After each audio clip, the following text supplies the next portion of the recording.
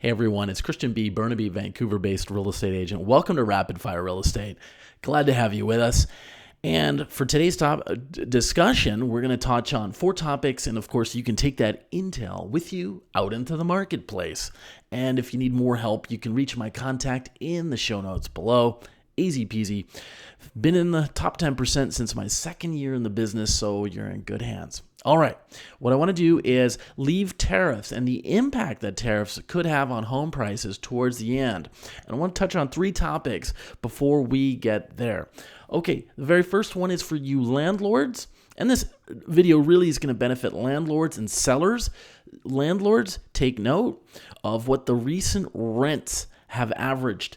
For Vancouver and Burnaby, and let's do Vancouver, 1 bedrooms are running a little over $2,500 a month. 2 bedrooms are at $3,500 a month. Those rents have been steady.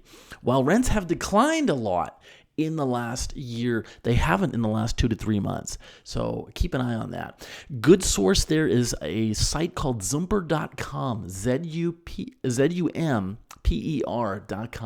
I've been always surprised by how accurate that website is with our local rents here. I don't know how they do it, but it's the source I go to. Burnaby, 1 bedrooms. $2,250 a month is the average rent. 2 bedrooms are at $3,000, and that trajectory there is steady as well. 1 bedrooms in Burnaby declining in rent. Right now, though, because we've had an excess of rental supply come on the market due to the Airbnb restrictions, if you're a landlord, I think it might be a good time to not raise the rent. That is what I'm doing with my own tenants. I'm not going to raise the rent. I like them. They're great. They take good care of the place. And when that's the case, sometimes the easiest thing is just keep the rent the same for 1 cycle, 1 year.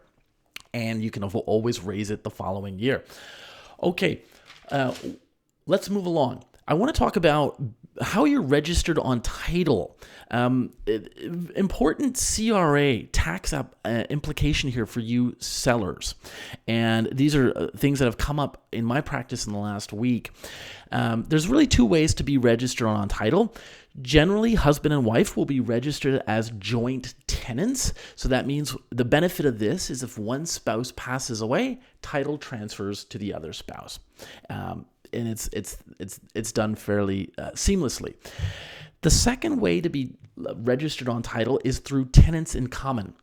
Tenants-in-Common, often business partners will go on. Maybe they're doing a fix and flip, and one partner's on for 60% and the other one's on for 40%.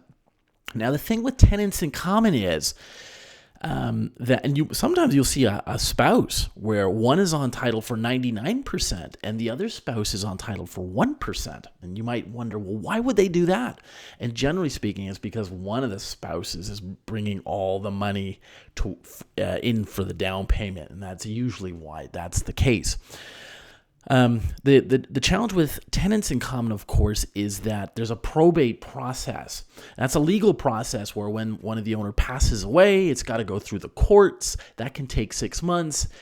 It can cost, on a $2 million property, it can cost you $30,000 in probate fees. So it's not cheap.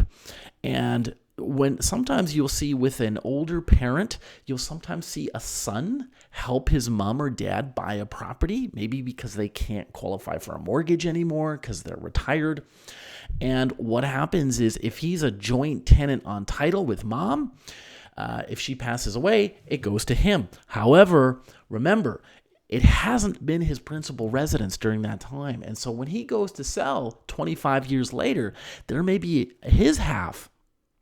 There may be a big CR. It's going to be counted as income, and half of that gain is going to be taxable at the new capital gains taxes, which are 50% is taxable on the first $250,000, and then up to 67% on anything above it. So you got to know that. I don't want you to be surprised or shocked if you are registered as a joint as being on a joint tenant and you're going to sell your property. Talk to your accountant because it can be quite a tax bill. Okay, the next topic, number 3, I want to touch on is backup offers for sellers. quick, I did a legal update course here in the past week, and this was a good primer for me. If you're a seller and you're selling your place, generally speaking, 9 times out of 10, it's going to be a one-to-one negotiation. Buyer hits the ball in our court, we hit it back into theirs, and eventually you meet at the net and you shake hands on a deal. And the buyer's going to have about 7 business days to do their due diligence, their inspection, do their financing, and so on. Now, there's sometimes another buyer will come knocking on the door and they get really interested in your property, and what they will do is make a backup offer. And the way backup offers are a benefit to the seller. And really it's a plan B, because if plan A falls by the wayside, now you got somebody else who's going to start their due diligence phase, right? You've already negotiated a deal. It does put pressure on that first buyer to hurry up and finish their inspection, their financing. It also means that first buyer cannot come back to you and grind you down on the price, trying to renegotiate, because they can't make any changes to the fundamental terms of that original offer.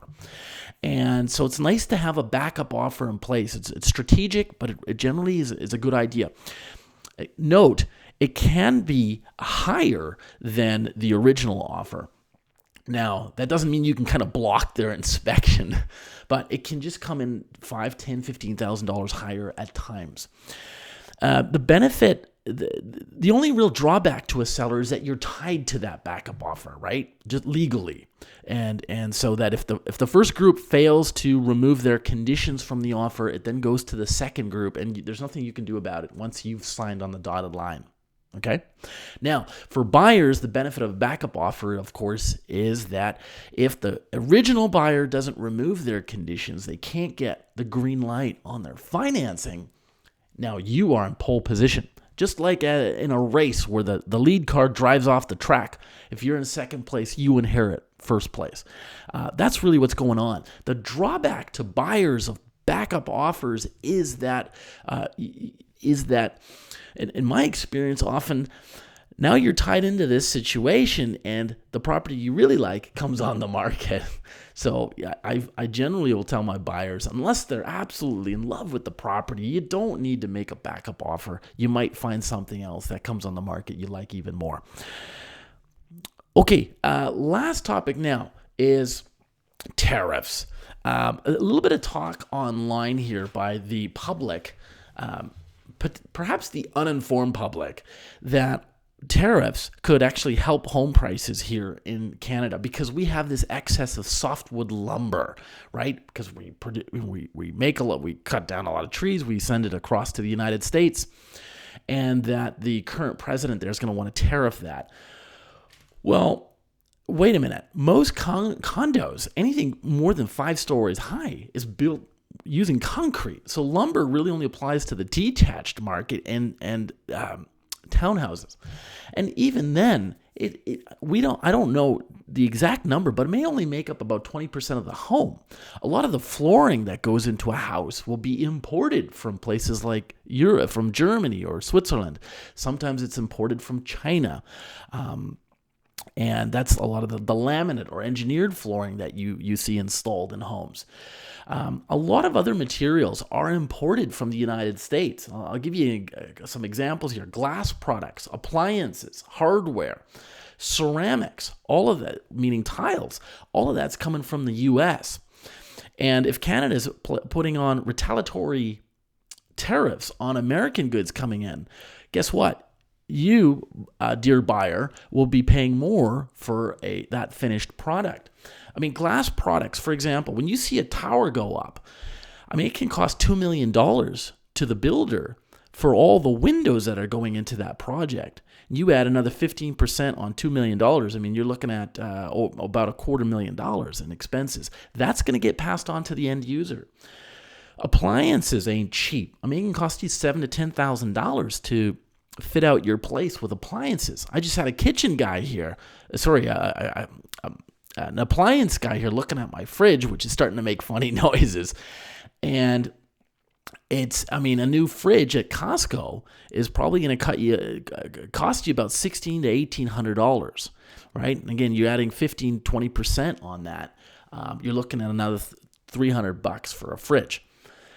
Hardware, we think of things like faucets. I mean, a common brand is Delta. Delta is based in I think the head office is in Indiana.